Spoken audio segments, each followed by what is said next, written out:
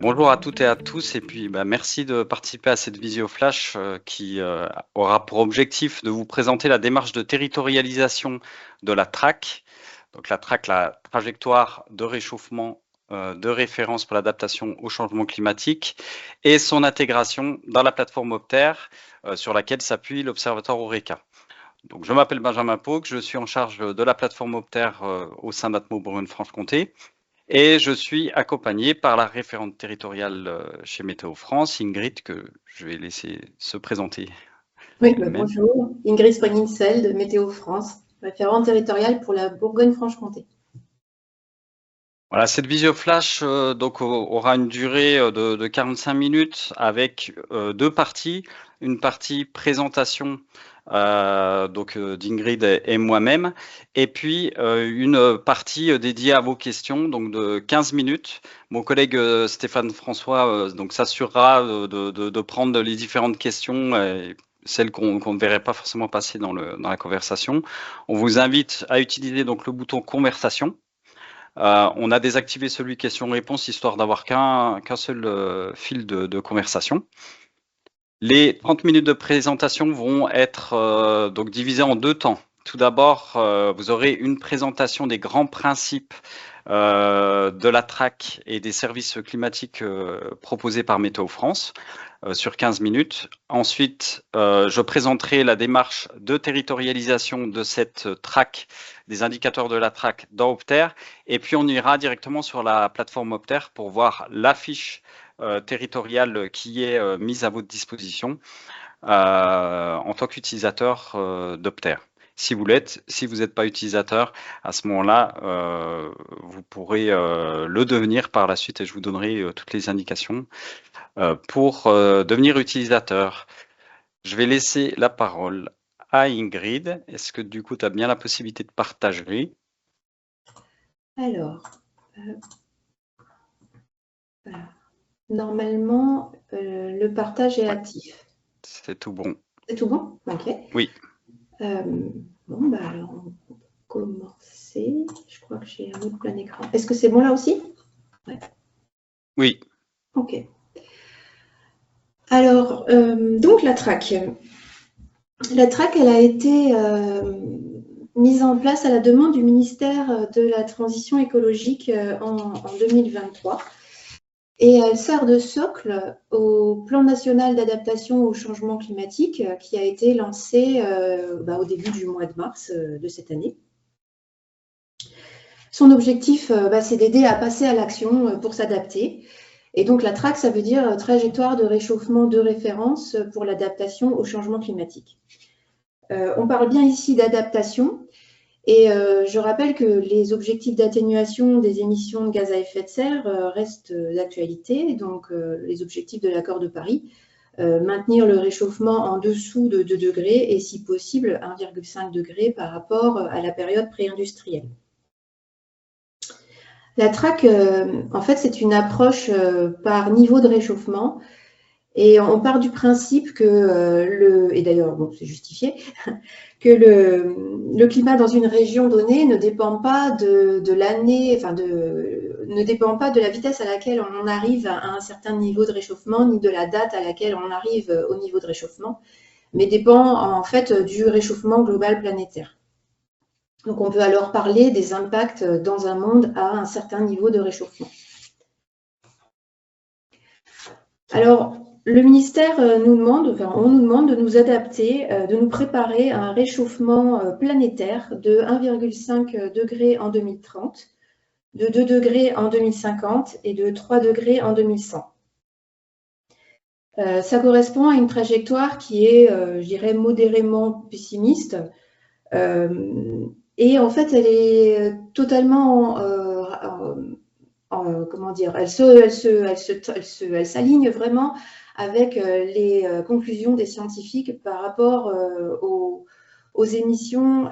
Si on suit les scénarios d'émissions, les politiques actuellement en cours dans les pays, on arrive à un niveau de réchauffement mondial en 2100 qui sera de plus 3 degrés environ.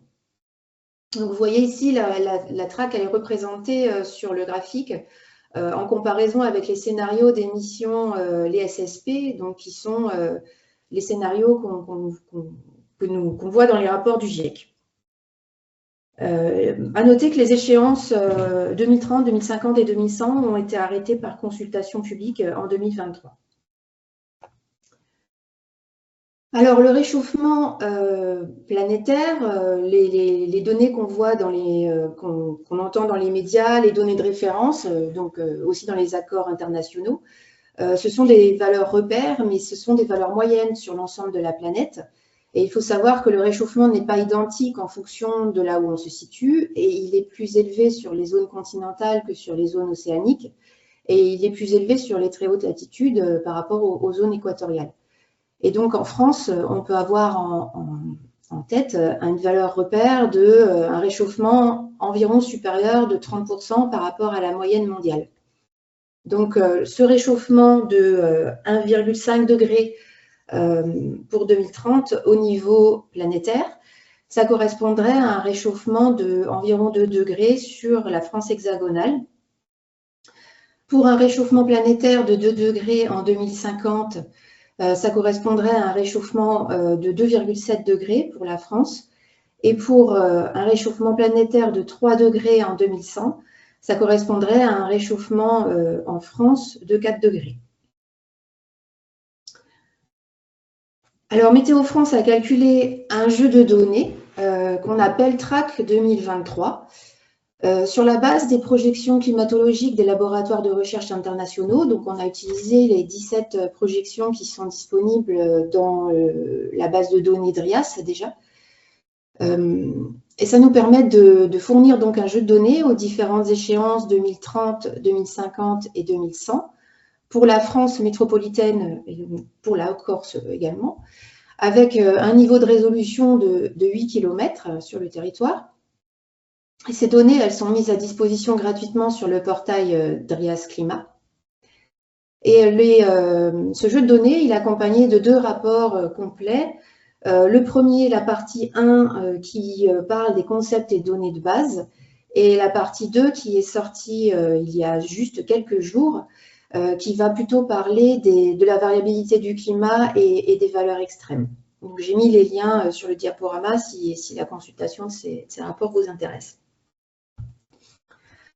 Alors, le jeu de données TRAC 2023, il va être réactualisé, mis à jour en lien avec la réactualisation des projections climatiques régionalisées qui sont mises à disposition dans nos portails, via nos portails DRIAS. Et ça se fera selon un rythme qui est à peu près celui de la publication des rapports du GIEC. Alors, quelques chiffres sur la région. Donc, en Bourgogne-Franche-Comté, ça nous donne, donc, selon la TRAC, un réchauffement moyen annuel de l'ordre de 3 à 4 degrés par rapport au climat des années 1990 environ. À savoir que sur cette période de référence, 1976-2005, on avait déjà un climat réchauffé de 0,6 degrés par rapport aux périodes préindustrielles. Donc, pour comparer aux données préindustrielles, il faudra rajouter 0,6 degrés. Donc, un réchauffement moyen annuel de l'ordre de 3,6 à 4,6. Ce réchauffement, il est plus marqué en été qu'en hiver, et il est plus marqué sur les massifs. Pour la partie précipitation, sur une année, on a des cumuls qui tendent vers une augmentation, mais avec une incertitude plus marquée sur les massifs montagneux. En hiver, par contre, là, on a un bon niveau de certitude pour dire que les cumuls augmenteront. Par contre, c'est plutôt sur l'ampleur de l'augmentation que là, on a encore des incertitudes. Et puis, en été, la majorité des modèles annoncent une diminution, mais on a encore quelques modèles, quelques projections climatiques qui annoncent une évolution à l'augmentation pour les cumuls de pluie en été. Et donc, il y a une incertitude sur le sens de l'évolution. Les jours les plus pluvieux, on voit les cumuls de précipitations qui vont augmenter de plusieurs dizaines de pourcents, encore avec une amplitude qui reste à préciser et à définir de manière plus précise. Et par contre, même si on annonce certains modèles qui annoncent des quantités d'eau qui augmentent même en été, il faut bien garder en tête que l'augmentation de la température crée une pression évaporative et donc une augmentation de l'évapotranspiration. Et donc, ça favorise la sécheresse des sols. Et le nombre de jours avec des sols secs sera en augmentation de plusieurs dizaines par an. Alors, ce jeu de données TRAC, il est mis à disposition, donc je vous ai parlé tout à l'heure du portail Drias Climat, qui est quand même destiné à des personnes qui sont assez spécialistes sur ces sujets-là et qui savent vraiment ce qu'ils vont chercher.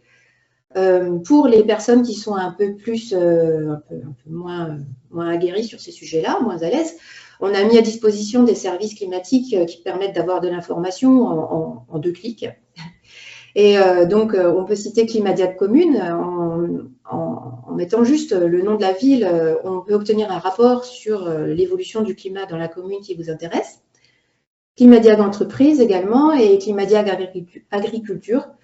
Donc, tous ces services-là sont branchés sur le jeu de données de la TRAC. Dans le carré bleu, c'est un extrait d'un rapport Climadiac Commune. Donc, les résultats sont présentés de cette manière. On a en gris la période de référence, donc c'est le climat entre 1976 et 2005, donc ce que j'appelle le climat des années 90 environ. On représente les résultats pour 2050 avec 3 pastilles de couleurs différentes, jaune, orange et rouge. La pastille orange, c'est la valeur médiane, et la pastille jaune et rouge, ce sont les valeurs, c'est l'ensemble des possibles, c'est la fourchette des possibles, puisque je vous rappelle qu'en fait, la TRAC, elle est calculée en faisant des moyennes, en étudiant 17 projections climatiques différentes. Donc, il faut toujours penser à bien considérer l'ensemble des résultats possibles, en fait, et pas se focaliser sur la valeur médiane.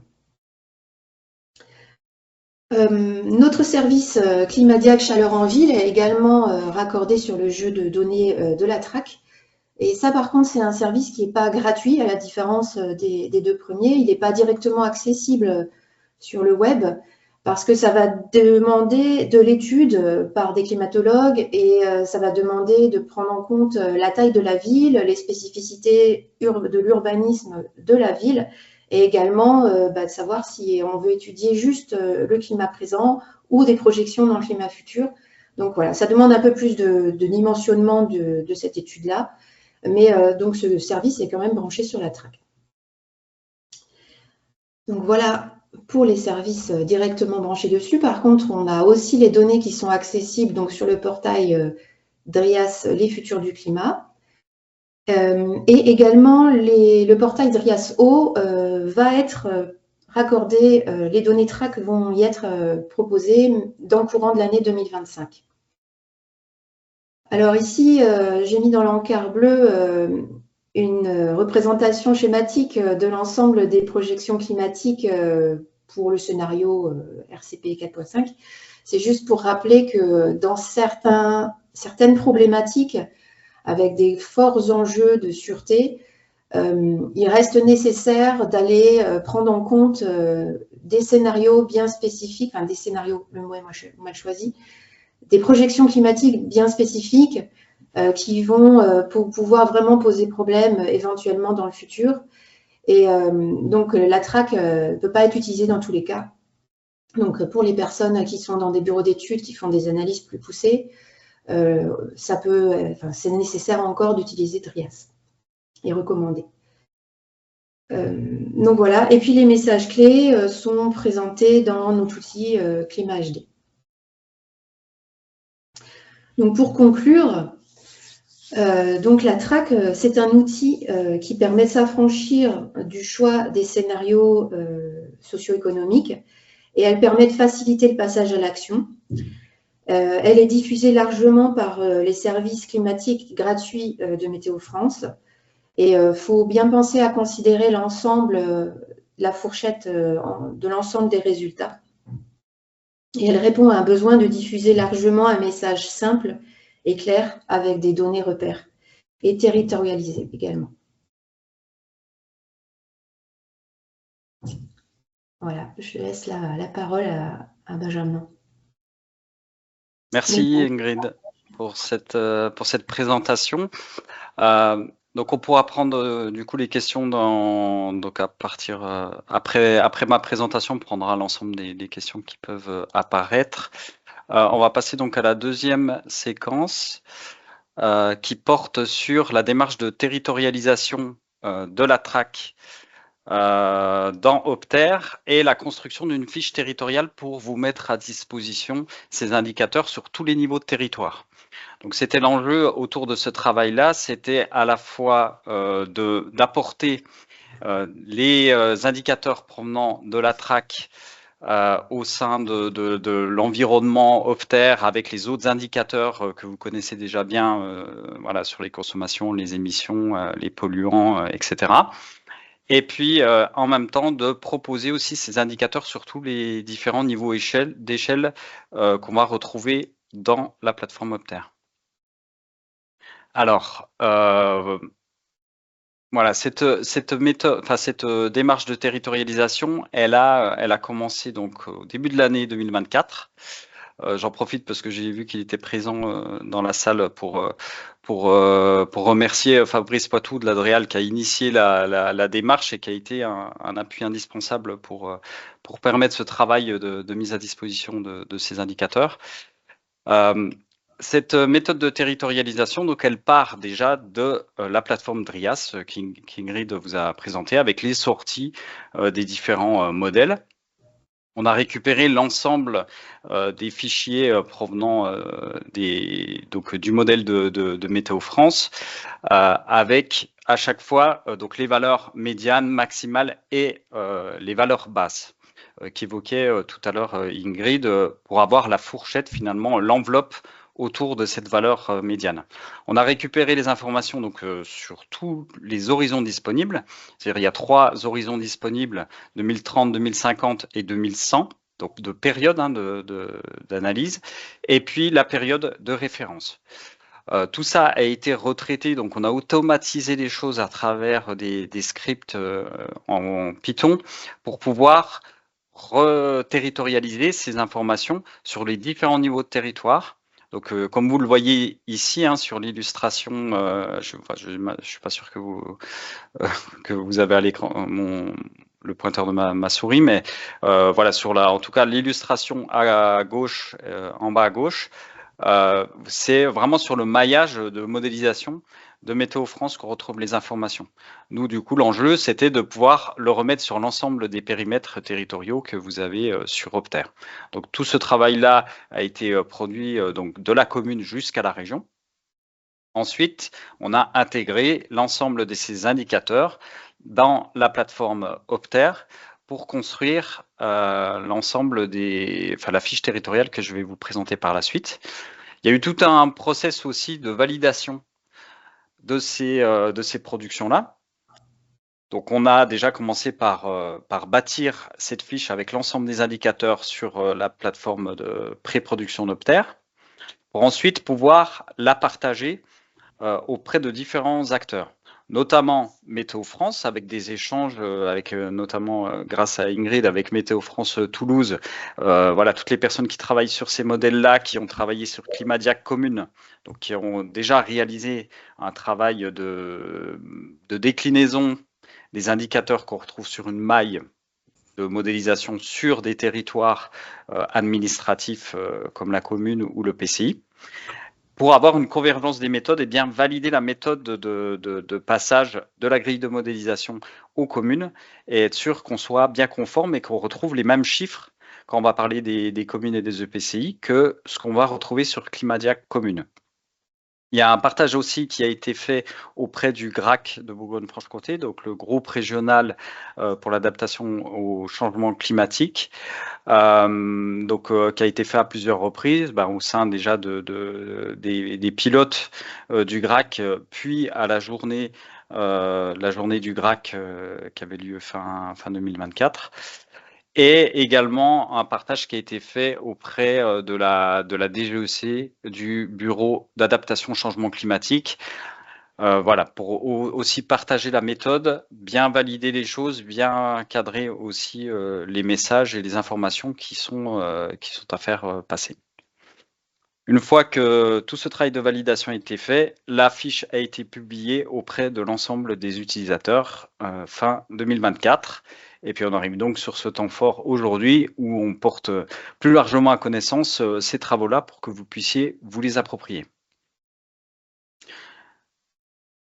Alors, bon là c'est quelques exemples d'illustrations, mais pour que ça soit plus parlant, on va aller directement sur la plateforme Opter et puis on va pouvoir balayer l'ensemble des indicateurs et puis les illustrations telles qu'on les a bâties sur la plateforme. Il faut que je fasse juste une petite manip pour changer le partage. Ici, je pense que ça doit bien fonctionner. Alors ici, j'ai ouvert donc la fiche de la TRAC qui se nomme donc fiche territoriale numéro 10, TRAC trajectoire climatique de référence. Par défaut, je l'ai ouverte sur toute la région Bourgogne-Franche-Comté à l'échelle communale pour qu'on ait une vue d'ensemble un petit peu de ces différents indicateurs. Au début de la fiche, vous allez déjà retrouver certaines informations voilà, qu'on a déjà pu vous communiquer au début de cette visio flash et également des ressources, des différentes références sur lesquelles vous pouvez vous appuyer pour aller plus loin dans la connaissance de la construction de la TRAC et puis aussi de l'exploitation des indicateurs qui ont pu être faits notamment par Météo France. Et ensuite, vous allez arriver sur toute la déclinaison des différents indicateurs. Alors à chaque fois, ce que vous allez retrouver, ici on est sur les températures moyennes annuelles. Donc à la base, on se recale automatiquement, il va prendre l'échéance 2100, mais vous avez la possibilité de revenir par exemple sur le 2050 pour que les cartes s'ajustent sur cet horizon-là.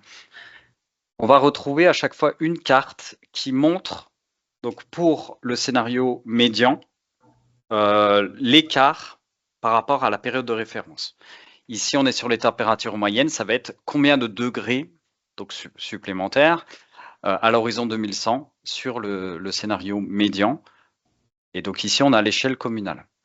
De la même manière que vous utilisez les fiches sur Opter, vous avez la possibilité de changer de niveau d'échelle et par exemple réagréger l'information ou du moins représenter l'information puisque ça ne va pas être une agrégation dans cet exemple-là, sur le PCI, sur un PNR, etc., etc.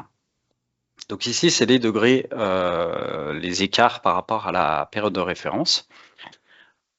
Ensuite, vous allez avoir un graphique qui va vous montrer l'évolution depuis la période de référence de cet indicateur. Donc ici, l'évolution des températures moyennes annuelles sur le territoire sélectionné, ici la Bourgogne-Franche-Comté, mais bien sûr c'est valable sur un EPCI si vous travaillez sur ce type de périmètre. Ensuite, le chiffre clé qui reprend la valeur de ici 2100 pour la région. Et puis une petite définition qui peut vous aider à mieux vous approprier cet indicateur. Donc, bon, quand ça concerne les températures, ça c'est des choses qu'on a plus l'habitude. On va voir un petit peu plus bas sur certains autres indicateurs. Ça peut être un petit peu plus compliqué parfois de bien l'interpréter. Donc c'est nécessaire de s'appuyer à la fois sur ces définitions. Et puis si vous avez un doute, vous allez pouvoir passer par l'équipe qui gère la plateforme Opter, notamment en activant ce bouton ici. Vous pouvez poser directement vos questions. Nous, on pourra les relayer aussi lorsque c'est nécessaire. Et vous pouvez aussi passer par l'adresse de Drias. Donc, question de Drias. Alors, Ingrid, je ne l'ai plus en tête exactement l'adresse. Question piège, je la mettrai dans le diaporama. Ouais, ok, super. Voilà, donc ensuite on est toujours dans la partie température, on va décliner ensuite les températures et les écarts de température, la moyenne hivernale, donc vous voyez dans la définition, donc c'est la moyenne de décembre à février. Ensuite, les températures en été, température moyenne. On arrive ensuite sur les températures maximales en été, donc les températures maximales de l'année. Ouais, là, les températures maximales, c'est la plus forte température de la journée, en fait. C'est la moyenne des températures maxi de la journée. Oui. Durant la période estivale. Ensuite, on arrive sur un indicateur qui porte sur le nombre de jours avec des températures supérieures ou égales à 30 degrés. Donc, voilà, vous avez ensuite un autre indicateur qui prend le seuil de 35 degrés. Donc, sur le maximal aussi de la journée, Ingrid? Oui, du coup, oui. Ensuite, on va avoir un indicateur un peu plus spécifique qui est le nombre de jours avec un risque significatif de feu de végétation. Donc celui-ci, tu veux peut-être compléter? Ouais, c'est ce qu'on appelle l'indice feu météo, c'est l'IFM. C'est un indicateur qui est calculé à partir de paramètres de température, d'humidité, de vent et de quantité de pluie. Et donc, il caractérise la propension du feu à s'aggraver et à se propager sous l'effet des conditions météo. Et on a établi que quand il est supérieur à 40, il y a un risque significatif de propagation de feu. Et voilà, donc c'est l'indicateur IFM. Le nombre de jours où il est supérieur à 40, c'est l'indicateur. Et donc, comme le précisait Ingrid, typiquement, on voit sur ce type d'indicateur-là, en fonction des projections, donc on voit ici les projections avec les valeurs hautes et basses, on va avoir des écarts importants, donc d'où l'idée de ne pas forcément prendre en compte systématiquement que la valeur médiane, puisqu'on voit ici qu'on va avoir finalement une enveloppe qui est assez grande. Donc, en prenant en compte le risque maximum, on serait plutôt à prendre en compte la situation la plus défavorable. On arrive ensuite sur l'écart, donc avec le nombre de jours, le nombre de nuits tropicales. Alors là, c'est quand la température minimale de la journée ne descend pas en dessous de 20 degrés. Donc en fin de nuit, en fait, quand on ne descend pas sous les 20 degrés. Voilà, ce qui permet de voir finalement, d'évaluer la persistance de la chaleur nocturne. Ensuite, on arrive sur l'écart du nombre de jours avec un indice d'humidité des sols inférieur à 0,4. Donc, on est sur les questions de sécheresse des sols. Je ne sais pas si tu veux préciser des choses, Ingrid, là-dessus? Oui, ça concerne le sol en surface, les 2 mètres sous nos pieds. Et en général, le seuil de 0,4, c'est quand on commence à avoir besoin d'irriguer.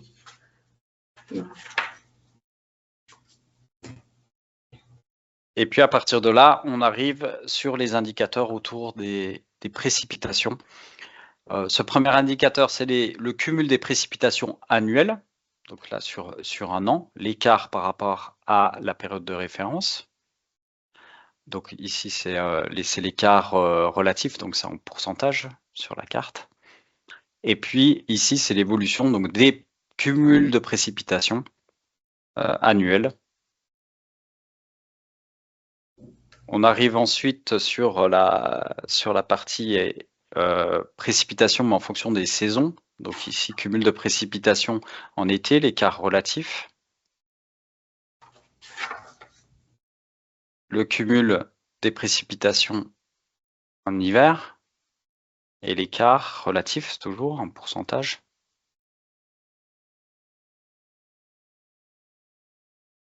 Puis, alors, celui-ci, c'est le cumul des précipitations quotidiennes remarquables.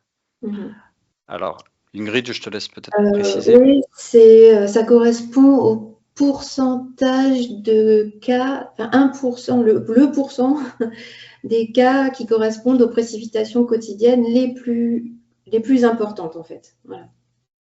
C'est Donc, ces cas-là, enfin, les précipitations quotidiennes les plus importantes, elles vont augmenter en quantité.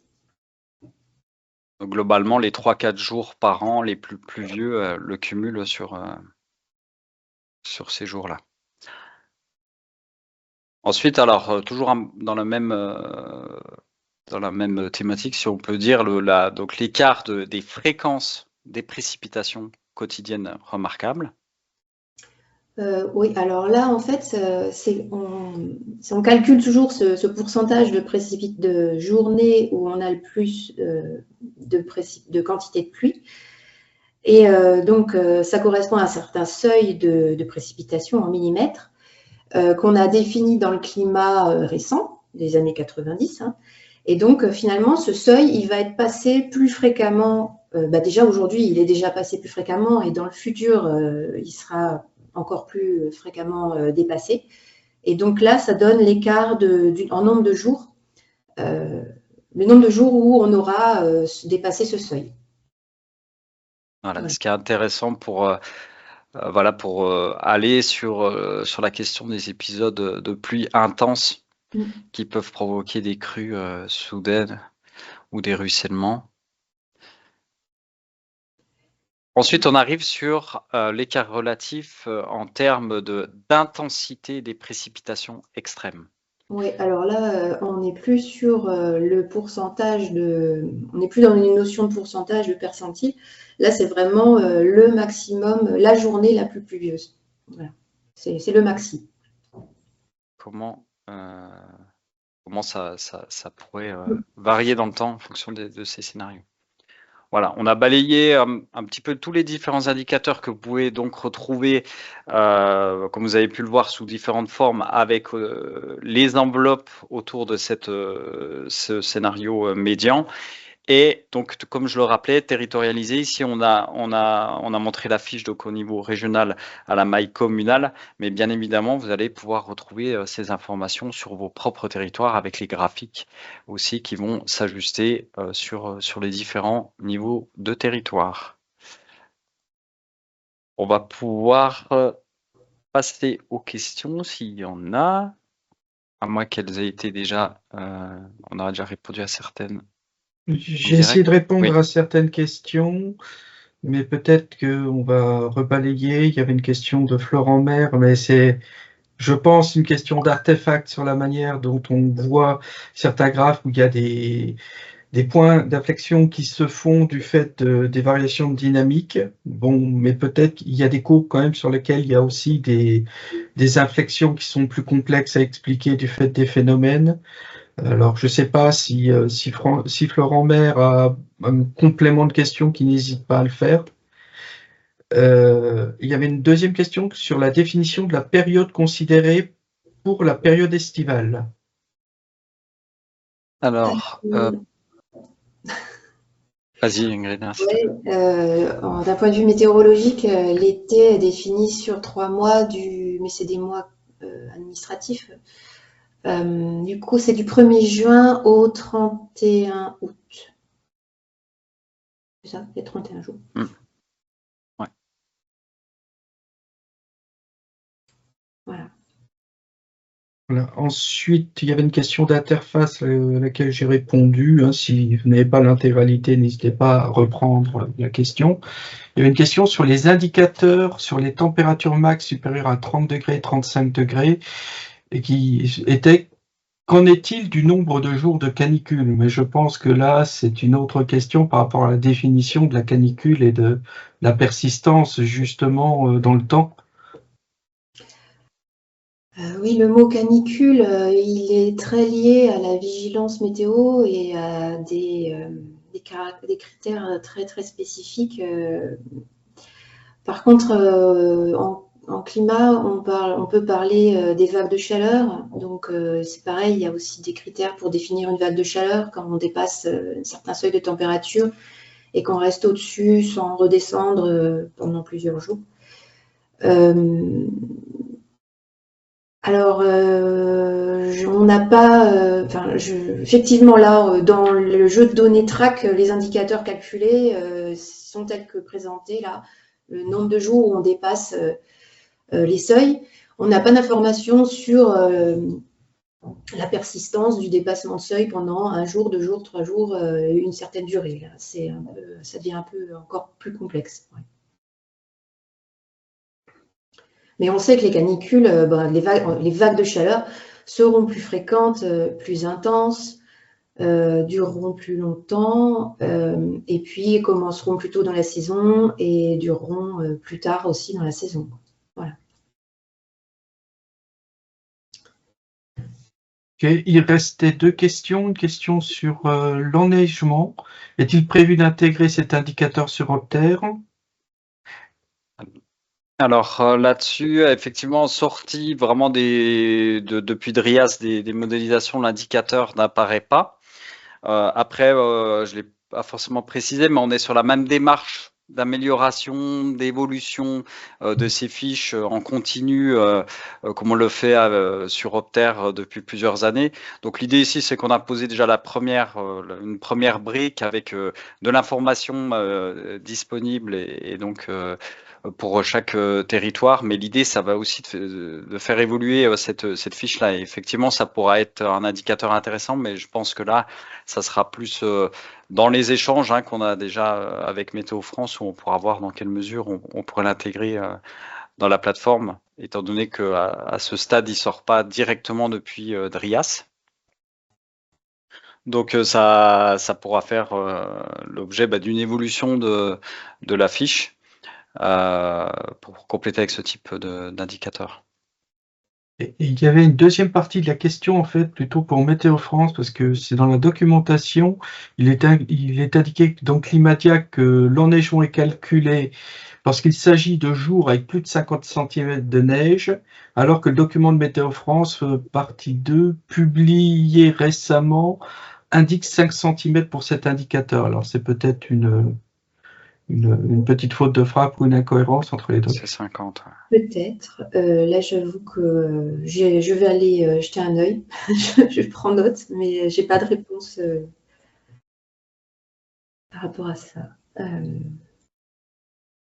Voilà. Il y avait encore une question de la DDT 89 sur la prise en compte des différents modes de culture sur le volet agricole, viticole, élevage et pâture. Je pense par rapport aux indicateurs de sécheresse, peut-être. Est-ce que c'était... je ne sais pas, peut-être qu'il faudra préciser. Moi, je n'ai pas les questions sous les yeux. Je ne sais pas qu'est-ce que c'était exactement la question. La question, c'est comment est pris en compte l'impact sur les différents modes de culture sur le volet agricole, viticole, élevage, pâture. Et c'est vrai que par rapport au réseau hydrologique, influence-t-il en atténuation les effets sur les variations de température? Donc pour moi, c'est 2 questions qui ont été posées, 2 questions différentes sur le réseau hydrologique et sur la manière dont est pris en compte, on va dire, l'impact sur les divers activités agricoles, si on distingue les régions d'élevage où on est juste sur des indices de sécheresse des sols d'une manière globale sans prendre en compte les pratiques agricoles. Je pense que c'est en relation avec ça. Si, c'est peut-être en lien avec l'outil Climadia Agriculture, cette question, qui a été développé. C'est un partenariat entre Météo France et Solagro, si je ne dis pas de bêtises. Et donc, j'imagine que c'est beaucoup plus complexe que juste prendre en compte les précipitations et les températures. Il y a beaucoup d'autres paramètres qui rentrent en jeu dans les résultats. Là, c'est vrai que ici, sur les indicateurs qui sont présentés, c'est vraiment des indicateurs climatiques, sans forcément faire le recoupage avec des activités pour voir les questions de risque et d'aller plus loin sur les questions d'adaptation. C'est tout le cheminement que vous pourrez avoir aussi en constatant finalement, si on prend là sur les niveaux de sécheresse, des secteurs qui sont plus impactés, et donc c'est des questions aussi sur lesquelles je pense le GRAC aussi travaille pour faire ensuite le lien vraiment plus avec les activités et les questions d'adaptation. Est-ce qu'on avait d'autres questions? Il restait des remarques et qui ont été reprises, une de Pascal Journeau. Il serait intéressant de pouvoir illustrer les valeurs chiffrées en équivalent climat actuel de villes connues. Alors, n'hésitez pas, si vous avez des retours comme ça, enfin que même par la suite, quand vous allez utiliser la fiche, qu'on puisse voir justement comment elle pourrait être finalement présentée de manière plus pertinente. L'idée ici, en construisant cette fiche Dompter, c'est vraiment de faire en sorte qu'elle puisse évoluer pour être de plus en plus pertinente aussi pour vos besoins. Mais voilà, je note hein, toutes les questions. Il y avait encore une interrogation de la DDT 70, la Lose Isabelle, sur la manière dont la track sera intégrée dans les PCET et dans les documents d'urbanisme.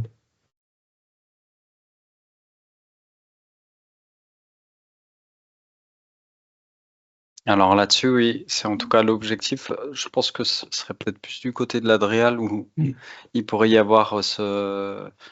Je ne sais pas d'ailleurs si quelqu'un de l'Adréal pourrait, qui aurait peut-être des informations, pourrait lever la main. Voilà, oui, merci Fabrice. Et il faut qu'on te donne l'accès au micro, autoriser le micro. C'est déjà fait. Ok, merci.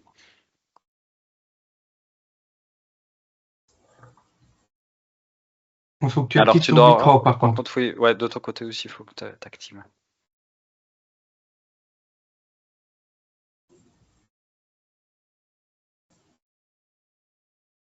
Si ça a marché.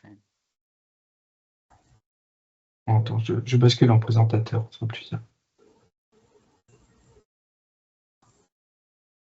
Et là, du coup, vous m'entendez? Oui, c'est bon. Ah, parce que en fait, là, c'était bloqué.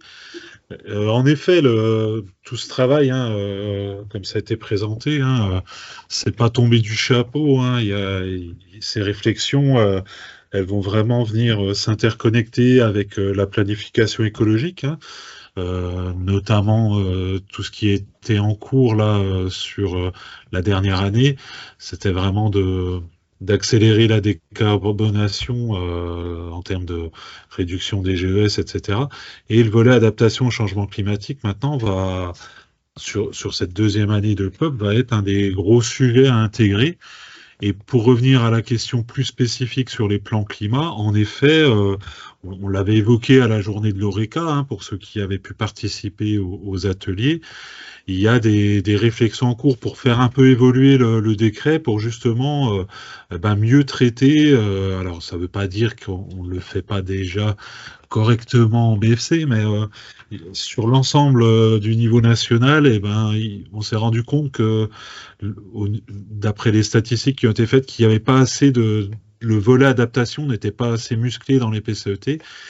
Et en effet, il y a tout un processus législatif qui est en cours pour intégrer la nouvelle stratégie française énergie-climat avec les volets stratégie nationale bas carbone, programmation pluriannuelle de l'énergie et plan national d'adaptation au changement climatique dans leur troisième version. Et dans le PNAC, justement, la boussole du PNAC, c'est la TRAC qui vient de vous être présentée. Et avec cet accès sur Opter, ça permet aussi de pouvoir se projeter aux différents horizons temporels et d'aller sur des actions, je dirais, qui vont être sur des pas de temps un peu plus conséquents que des actions d'atténuation pour voir si les choix qui ont été faits sont les bons ou pas. Mais en effet, il va y avoir cette prise en compte de la TRAC dans tous les documents, que ce soit d'urbanisme, hein, les SCOT, les PLUI, mais également dans le cadre des PCE.